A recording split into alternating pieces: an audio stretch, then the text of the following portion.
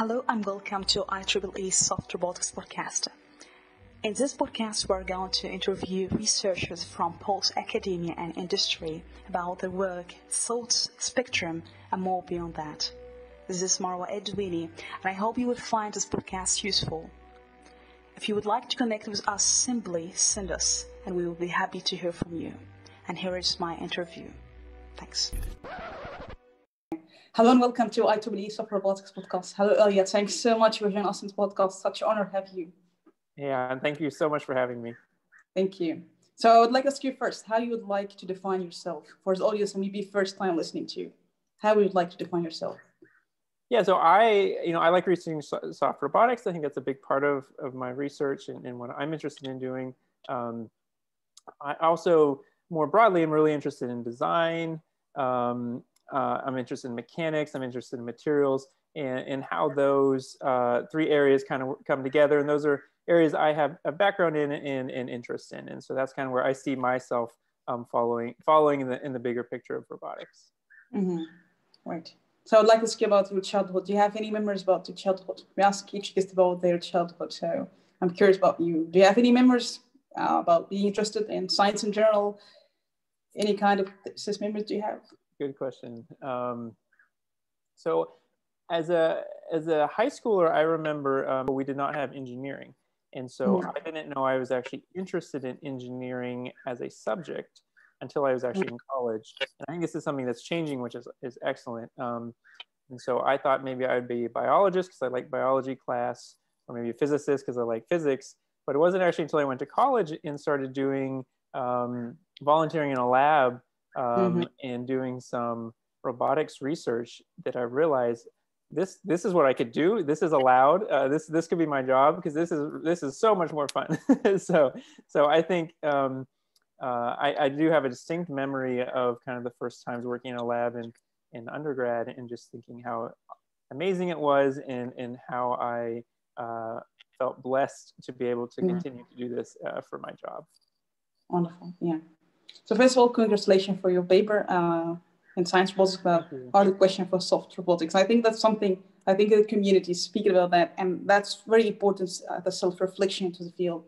But I'm curious to ask you firstly, since you started in soft robotics until you wrote this paper, how do you see the definition of soft robotics? Maybe when you started, firstly working in this field and till you write this paper. What can you tell us about the process and why you think about writing this paper, and why do you think this self-reflection was so important? Of course, we are now stepping on next decade, but what makes you that we have to self-reflect about what we're doing? Yeah, absolutely. I think one thing that really stood out to me as we started looking at some of the data was how rapidly we have grown as a field from really 2010, 2011 until now, nearly exponential there for a little while. And I think what we noticed is that rapid growth really is not sustainable in a long term unless all scientists are going to turn into soft roboticists, which probably is not true. And so it seemed to us that something was probably in the next few years, something was going to change with that slope. We're basically, you can kind of say roughly, it's been a linear slope from 2011 to now over the last 10 years. And so I think that was part of the thinking that, we've been expanding, we've been exploring, and there's been this rapid growth.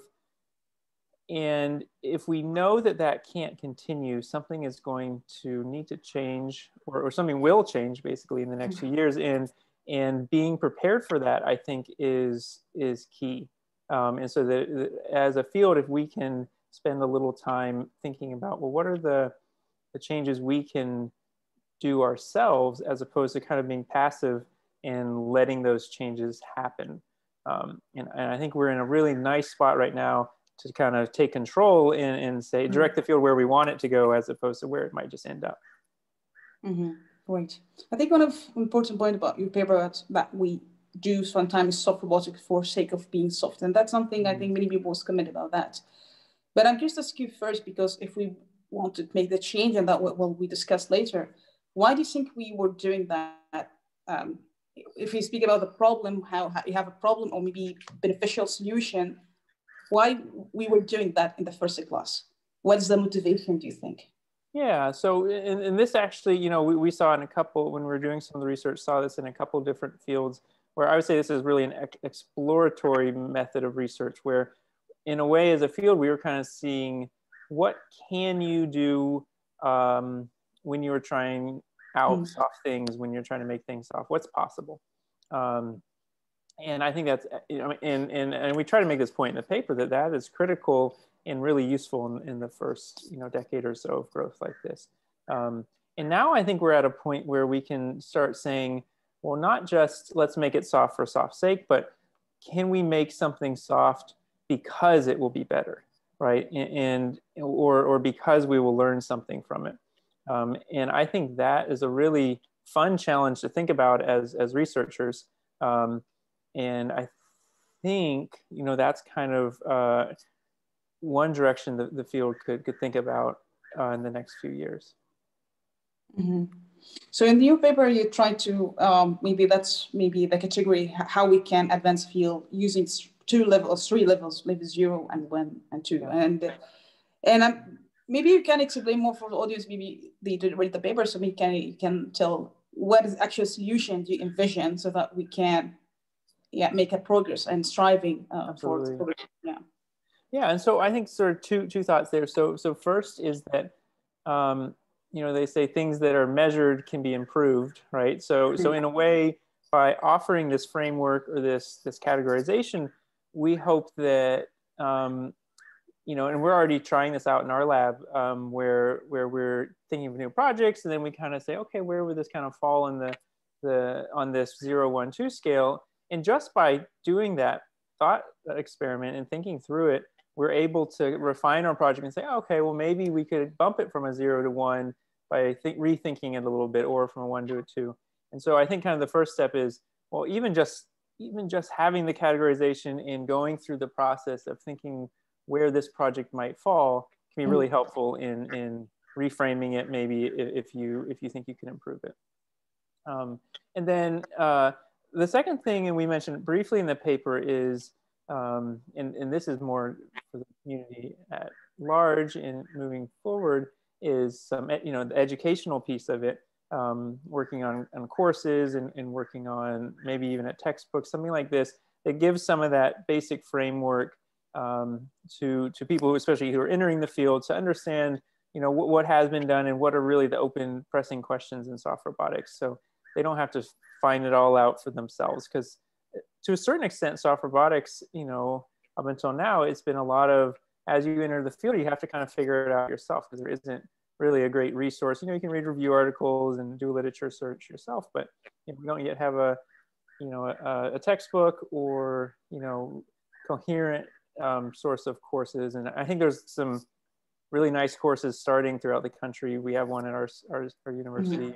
And I think as we start talking more and cross-pollinating some of the ideas of soft robotics classes, I think that can really help with this, you know, moving the field forward towards 1s and 2s. Absolutely, yeah. But I'm curious to ask you about the levels you mentioned. How do you see this kind of to be applied realistically in the field? Since I don't know what kind of maybe responses you get from the community, because let's be honest, sometimes the kind of research, the kind of, the problem we have related to the funding, as you mentioned in the paper. So how do you see this dimension of the pressure to publish as much as you can? And there's incremental work, maybe if you can correct us, but maybe the incremental work versus breakthrough. So now you're trying to make it in 3 level. And I don't know, how do you see that could be changing in reality? So up deploying that, Yeah. No, so, okay, so maybe there's, again, kind of 2 parts here. I would say, in my mind, the levels are really helpful to the researcher thinking about what, you know, framing the research questions. And I wasn't thinking so much about it being a metric, an official metric or something that comes out. I think, you know, we mentioned it also could be valuable for reviewers though as well. It might be a way to help them frame their thinking as well. But it's more of a tool to help frame what you're working on or reviewing. Now, as opposed, the other question was about, you know, incremental versus breakthrough. And I think and there's maybe one line in the paper about this, but maybe we should have made it more clear that 0, 1, 2 is not necessarily 0 is incremental, 1's somewhere in between, and 2 is breakthrough. Instead, maybe I should have started with this, but we see 1 as a contribution, a measurable contribution to the field of soft robotics, right? And so this could be a small step, right? This could be something that is just incremental, but it is real. It is a real progress for the field. And if enough of us are making small incremental steps, we're going to really advance the field in the long run. Okay. Mm-hmm. So I think 1 has a range between incremental and breakthrough. So you can have a breakthrough in 1. 1 just means that it's applied within the field of soft robotics. 2 means that that contribution applies beyond the field of soft robotics. So this is how we decided to break our categorization. There's obviously other ways of doing it, but so the key distinction there between 1 and 2 is 1 is within the field, 2 is beyond the field, and you're not only limiting your contribution to within soft robotics. Mm-hmm. And so a 2 could potentially, be somewhat incremental as well. So again, within 2, you can have incremental to breakthrough. And so I want to clarify that we aren't saying you should never publish anything except for breakthroughs. What we're saying is that when you're thinking about your project and you're writing your stuff, you're really looking at the contribution, and you're looking at how it applies either within or beyond soft robotics. Mm-hmm. And I think really what we're really in 0. We're saying, well, there's not a measurable contribution in there. So your question is, publishing versus there's pressure to publish a lot. I would say putting your effort towards work from the beginning that you think is a real contribution is maybe a better use of your time, right? Mm-hmm. than to work on a project that from the beginning you think is level 0, then there's a chance it won't even get accepted, and then that's it can be less useful. And so I think even from the beginning, if you're thinking about contributing something, then that's really the way that we're trying to direct the field. Mm-hmm. But I guess to ask you about maybe how do you see, because we already have a very competitive sometimes field. Sometimes we know there's a competition. Yeah. And that's reality in academia. Yeah. How do you see this kind of category that if a lab is doing 1 and the other lab's doing 2? I don't know. Do you think that's something would be healthy that we have this kind of your level 1, I'm level 3? Maybe I'm a stupid question. I don't know, but no. So I would say so again. I would say every lab is going to be doing 0s, 1s, and 2s at all times. It's just the reality of things. So I would say there's no way that any lab is going to be always doing 2s. It's just not realistic. And so I think really what we're saying is not that you should only do 2s with your research. It's more of with any individual project, you take a look at it and you say, hey, if it's kind of on the 0 side of things, what could we do to think about making it more of a 1? If it's on the 1 side of things, what could we do to think about making it more of a 2? And so it's not so much as like, you're stamped as always doing 1s, right? I think it's fluid, and I think any researcher is probably doing all of them, and any project can move among those 3 categories. So they're I would say they're very fluid categories, and as with any categories, there's overlap in a spectrum, really, right? So there aren't really hard boundaries. Yeah. I think one of important point in your paper about that how you measure the impact. For example, something meaningful outside the academia or citation from outside the field, that's maybe the right metrics to figure out whether what you're doing is really beneficial. So when it comes to the problem, and we have a problem and solution, how we can, the question, because you already have your lab, so how you can answer the question, how we can make sure that what you're doing is beneficial. If you deploy this question to many labs, because sometimes, I don't know, some people would just say that maybe the solution is not efficient. You have expensive solution to maybe, maybe it is hard sometimes to get the right question. and you ask yourself, why doing that? Why doing that? So sometimes it doesn't make sense, but it's still, yeah, we're not making any sweeping generalization, but I think that's something, it's very important what you mentioned, and still not clear how we can ask right question, or maybe that's right solution and applicable outside academia as well. Yeah, no, absolutely. So I think it's hard to always do research that has impact outside academia, right? That's not probably practical or realistic. And so we're careful to say in our paper that we're trying as researchers, or offering to the community it's almost a two-step process that we're pitching. That we're saying as researchers, if we focus on contribution, that is, are you advancing what's known? Are you advancing the state of the art, either within soft robotics or out? If you're focusing on your own, making a contribution, a real contribution, the premise is that if enough of us are doing that, then our field will have impact. And there will be projects coming out of that will have real measurable impact. So we're not, and so I guess we make a distinction between impact and contribution, which is maybe a bit of semantics, but in the paper we try to clarify that we're not saying every project needs to have impact. That's not to say that every paper is going to go out there and be patented and save lives, right? Because at a certain extent, that's the point of academia, is to be one step removed from that everything doesn't have to make money, unlike in a company, right? And so we have a little more freedom there.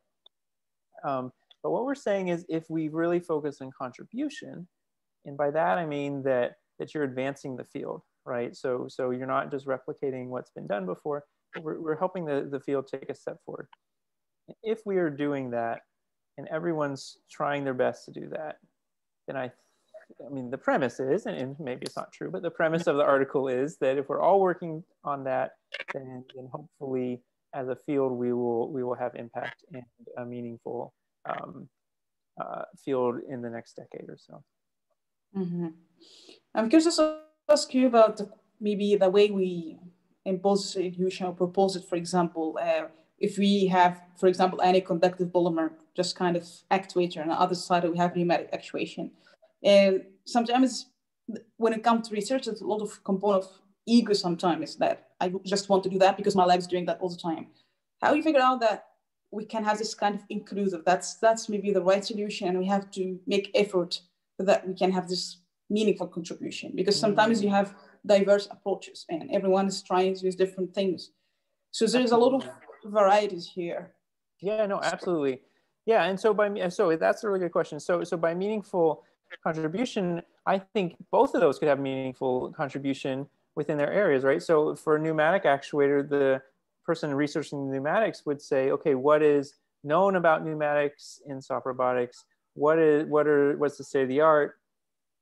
Where is there room for improvement that would really help out the field in soft pneumatic actuation, right? And so that person can focus on that. And then the person doing, whether EAP or whatever, a different type of actuation, looking at issues there and contributing to the EAP research in that regard. And it doesn't necessarily mean that we should never do pneumatics and only do EAPs. That's not what we're saying. We're saying within each of those, making sure you know what has been done and what needs to be done to help advance that technology.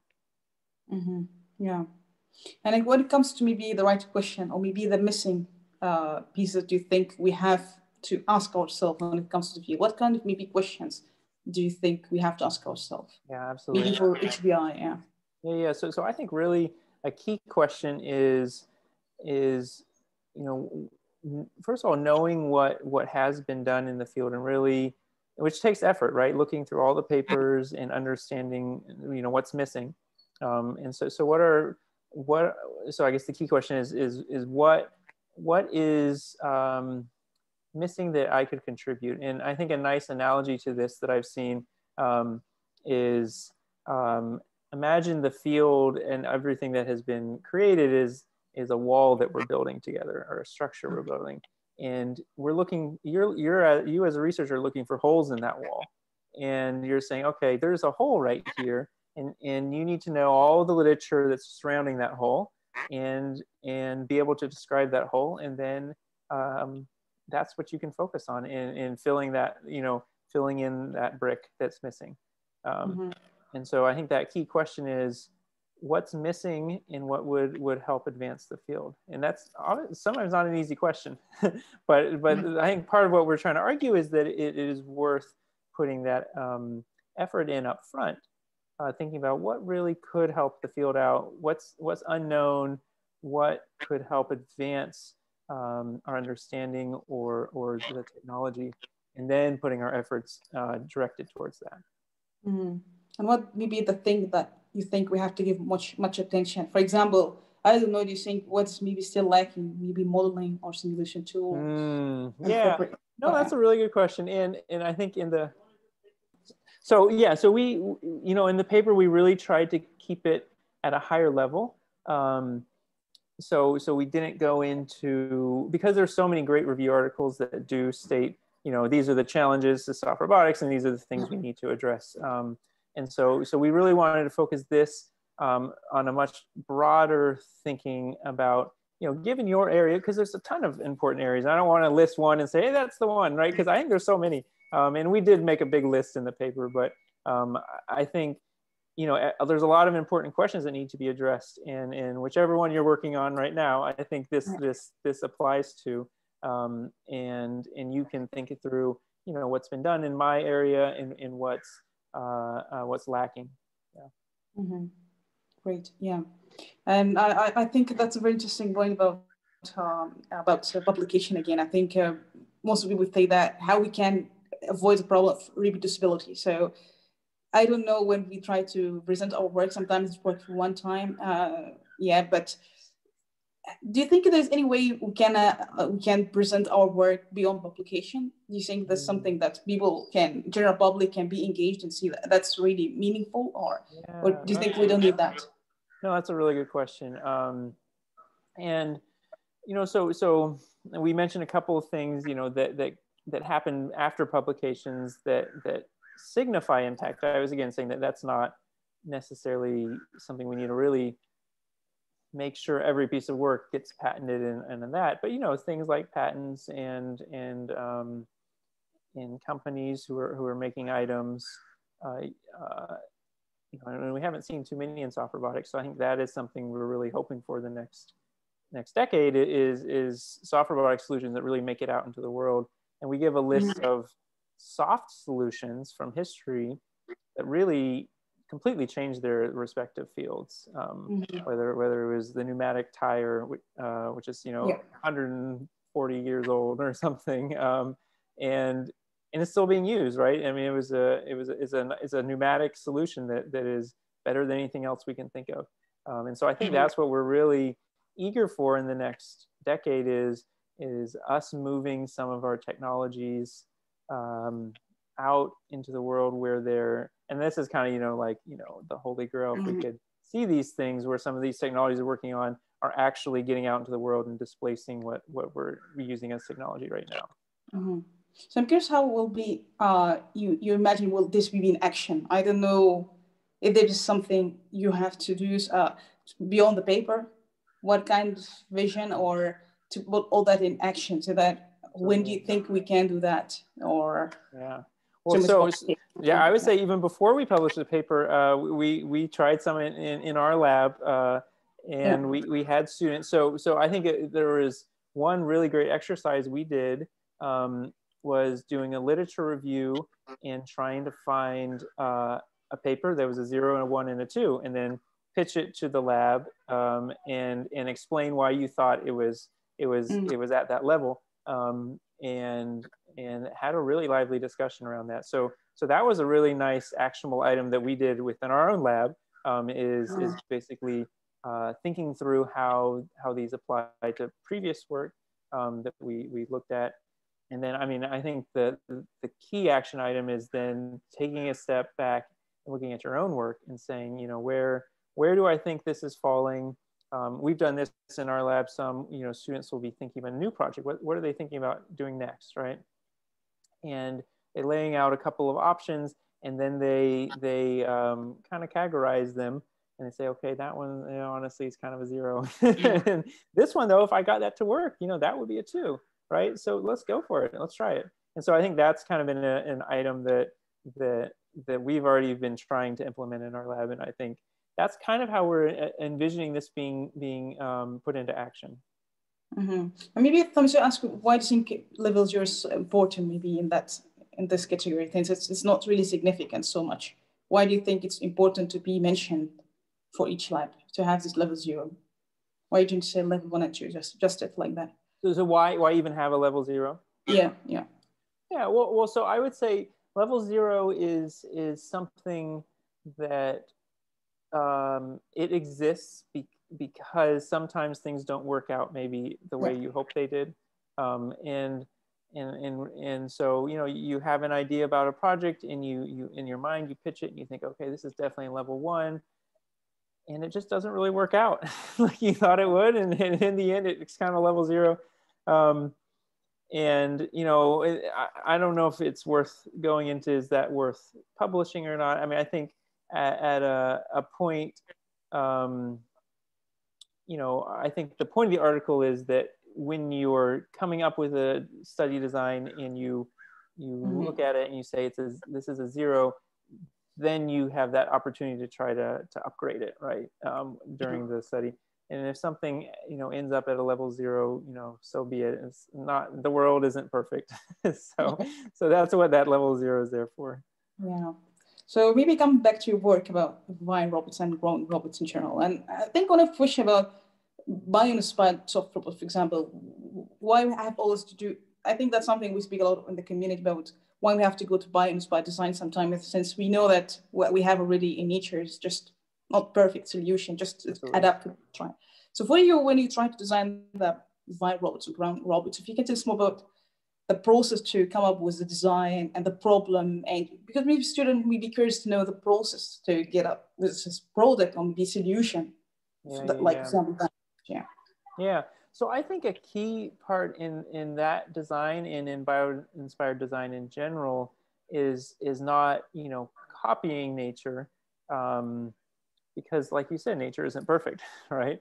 But it's looking at principles that underlie some really intriguing behaviors, right? And so the simple principle that we looked at here was extension from the tip of the object to create a form of I'm not going to call it locomotion, because I think locomotion is moving your whole body. So we say it's like navigation of an environment by extending from a fixed space. So that's the very high level principle.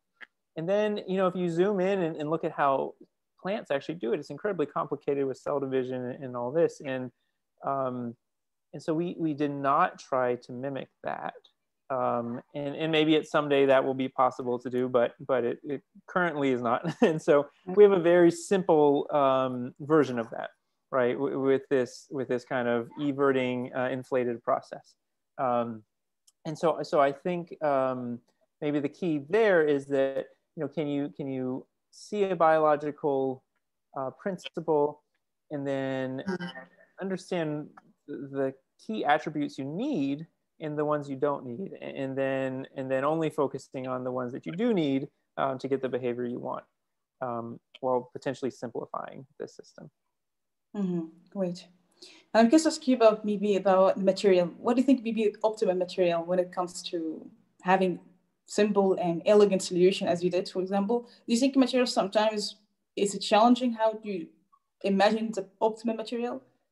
Yeah. So for material wise, for our Vine robot, you know, we started with low density polyethylene, which is a very common cheap material, and so we still use it for prototyping.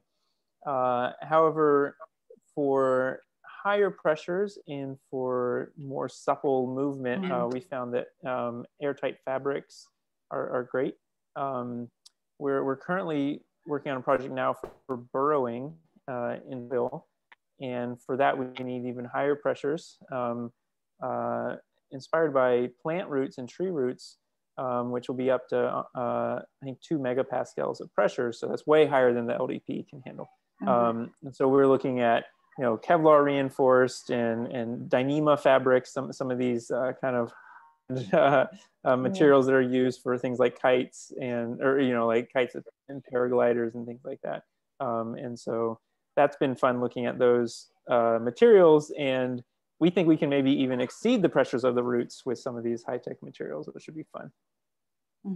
Or maybe I'm curious about the process working that. Is something still for you maybe hard to understand, or is still letting it how it work? Oh, absolutely. There's always so much more to learn. And I think this is what's really fun about researching in interdisciplinary fields. So I'm working with material scientists and chemists and control theorists, and I understand very little of a lot of it. So that's what keeps my job exciting. Yeah. When it comes to intelligence, because we have a series about embodied intelligence, do you think in soft robotics also one of the questions, we have to give much effort in the brain itself or the body of the soft robots, or both of them? How do you see that? No, absolutely, great question. So I think the answer is absolutely both. So my work is very focused on the body, and maybe folks have noticed, we don't spend a lot of the projects are not focused on the brain or the AI or computer vision or any of this. That is not to say that it's not super important, and that's what I and my students really enjoy, the physical mechanical side of it, and that's what we tend to be good at, and so that's focus on. And we collaborate, with folks who are working on the other parts, and so I think to make really, outstanding robots, you need all the pieces coming together. And when it comes to control, do you think because for example, there's recent, I think, topics in the podcast about how we can replace the controller with intrinsic features from the body itself. So for example, how we can couple geometric and material nonlinearities to have this intrinsic feature. How do you see that when it comes to body intelligence? Do you think we can replace the controller, or I think we can supplement them? I think we can definitely supplement them, right? And I think the Vine robot is a nice example of that, in its ability to deform passively around objects, and we have a couple of papers on steering through obstacles, where if it runs into an obstacle, it's basically able to kind of self-buckle and reorient. But in the end, if you need to go to a specific spot, you use sensors and a controller as well to add that kind of functionality. So I think it's key that you can simplify the control potentially, with some embedded intelligence. But it's hard to believe or really see a full robot, where that can sense and respond to its environment in meaningful ways, without some active sensing and brains. So I guess that's where I really stand, is that I think we can enhance the control and simplify it. However, I don't think we should be looking to get rid of microcontrollers anytime soon.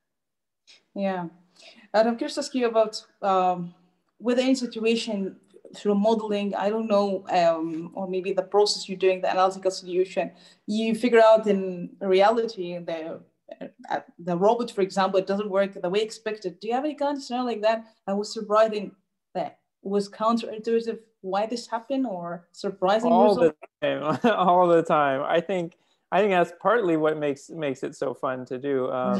Is you have a vision of what you hope or what you think will happen, and then you prototype it and you test it. And I think that's one thing we love doing in our lab is quickly testing ideas. So we have a bunch of, it's really a lot of it is just cheap, off the shelf, random scraps of things you can put together quickly and make it.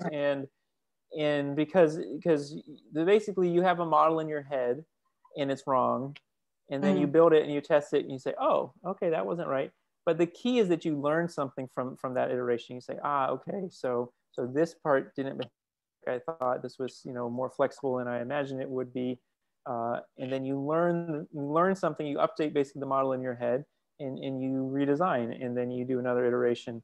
And I think it's really key for what we do. And this is maybe something that also in software development, where the iteration cycles can be very fast, right? And so I think that's a lesson as hardware engineers we can take from software, is that if you can test things quickly and learn from them, you can move forward quite rapidly. And so that's something we really focus on. Even sometimes something like a 3D printer, which might, people call rapid prototyping, but might take multiple hours to get you a part.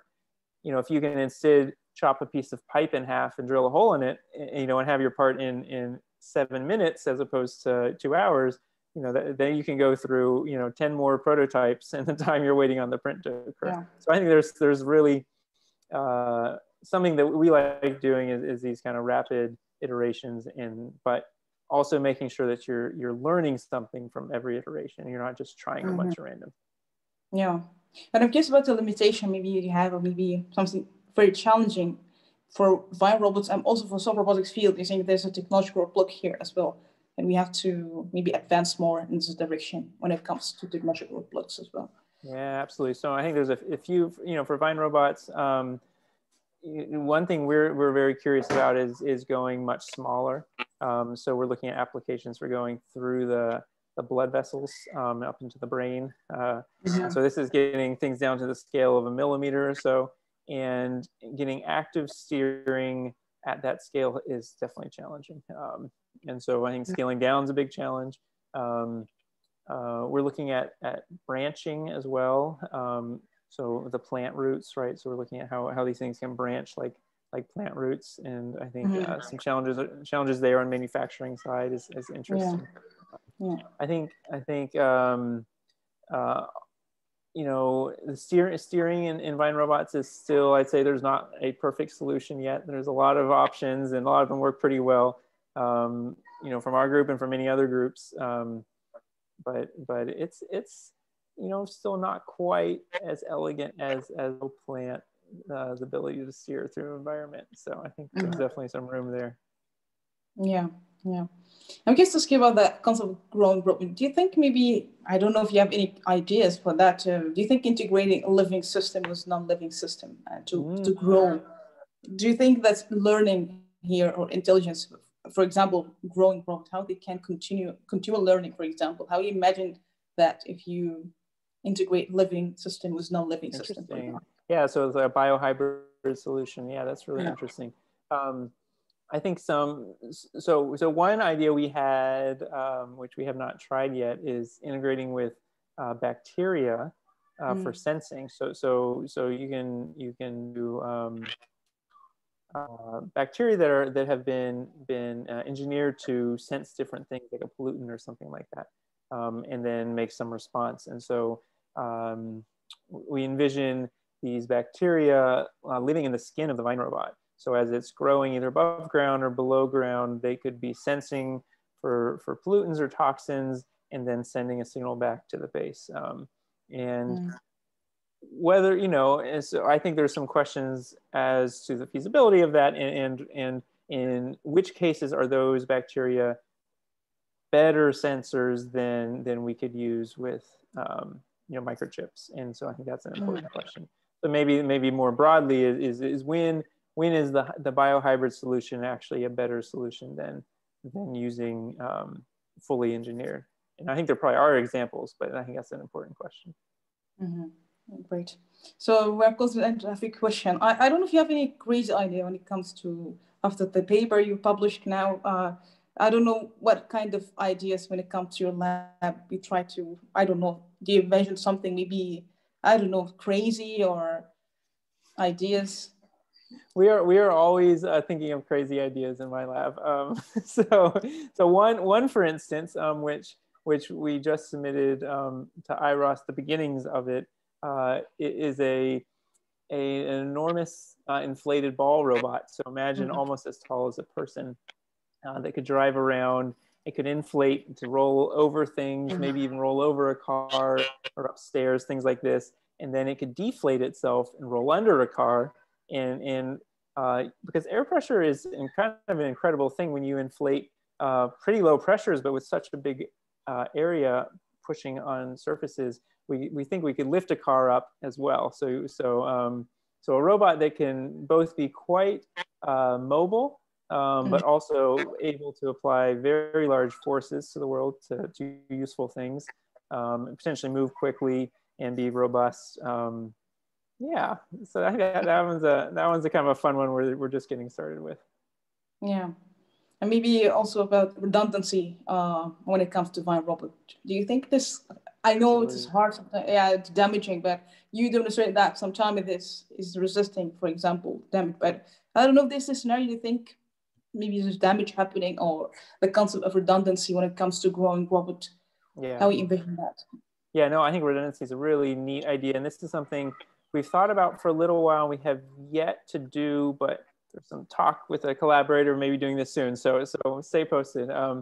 But the idea would be, if the base station could be, it's kind of your expensive component, and then you can imagine growing tens or even 100 tendrils out of that one station. And so we think something like searching a collapsed building could be a really nice option for that, where you grow 100 Vine robots, and they could even be passive, so unsteered Vine robots, and just allow them to snake through the rubble, and each has sensors on it and looking for survivors. And where here, I mean, if 2 or 3 or even 10 break or don't go anywhere useful, well, you still have 90 that are exploring. So I think that's a really fruitful area of research. And one thing we thought about is they could have minimal steering where they basically repel others. So as they're growing through the rubble, if they get near a neighbor, they try to steer away. That way they don't all end up in the same path.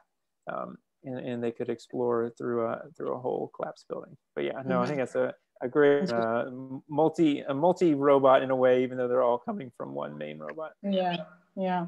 And what could be, maybe still curiosity about what could be an avoidable trade-off when it comes to designing growing soft robots?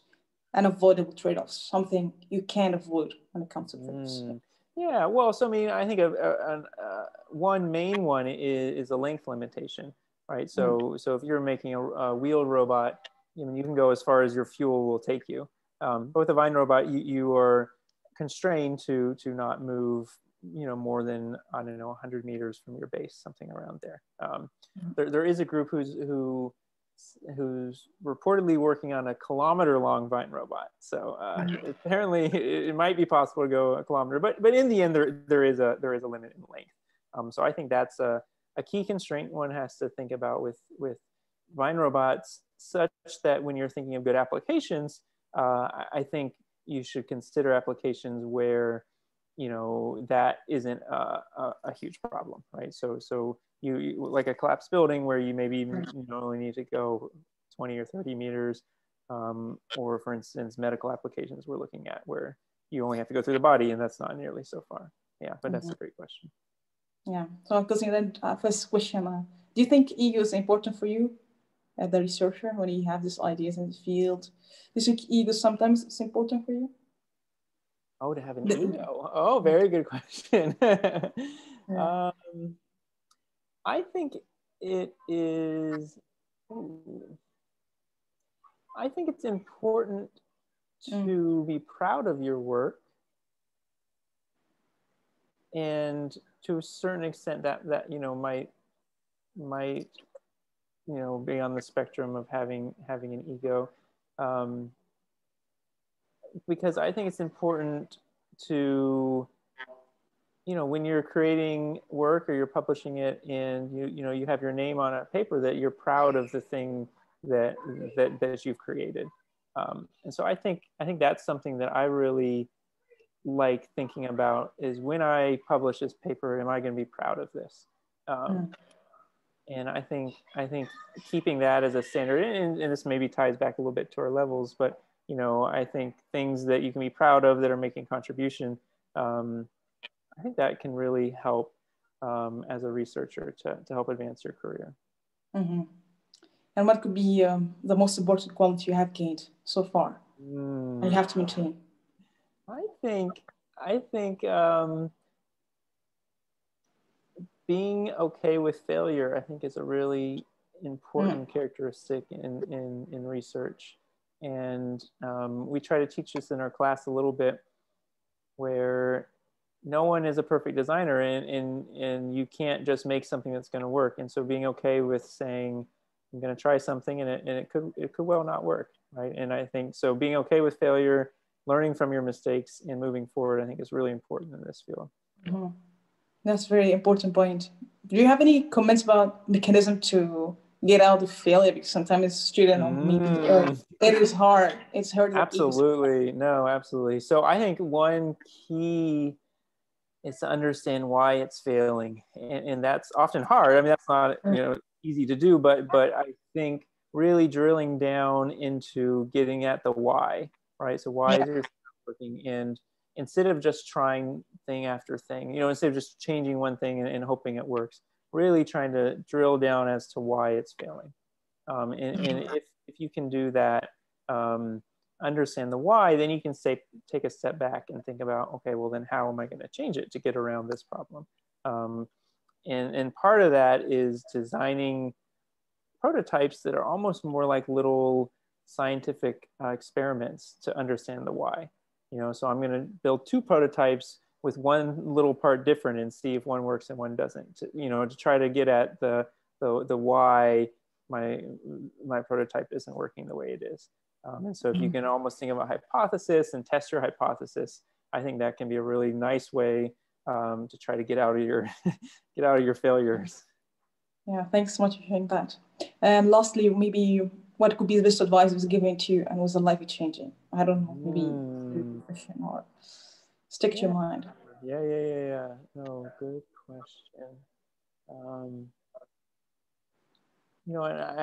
I'm not thinking of a specific quote from somebody, but maybe more general advice that I've received, and I feel really blessed and lucky to have received that to follow my passions and go wherever my interests take me. And I know that's not possible for everybody, and so really just to whatever extent that is possible, I think, and if it is possible for you, just feeling grateful for that. And I know I feel grateful for being able to be doing something that I really enjoy. And that helps my, I would say, that's what gets me out of the bed in the morning is doing things that I love. Absolutely. I do agree with that. That's really very important on life. Yeah. And I don't know if you have any final words you'd like to say or final comments about your paper that you would like to a message, or I don't know if you have any final words or message about. Yeah, I have one last thought about creativity. So I think we can all agree that creative ideas are really important in our field. I think a key to producing these ideas is making environments where everyone feels welcome to give their input. So it's really important to remember that when you're brainstorming, every idea, no matter how different or out there it is, it adds value. So I guess I think that if we can encourage unique ideas from diverse voices, innovation will follow. And I wanted to mention that it's certainly not a new idea to think about the contribution of one's work. But I think what we're hoping to offer to the field is this categorization, which can be a tool as we're considering our contribution. And one thing I wanted to mention was that we wanted this article to be encouraging and not discouraging.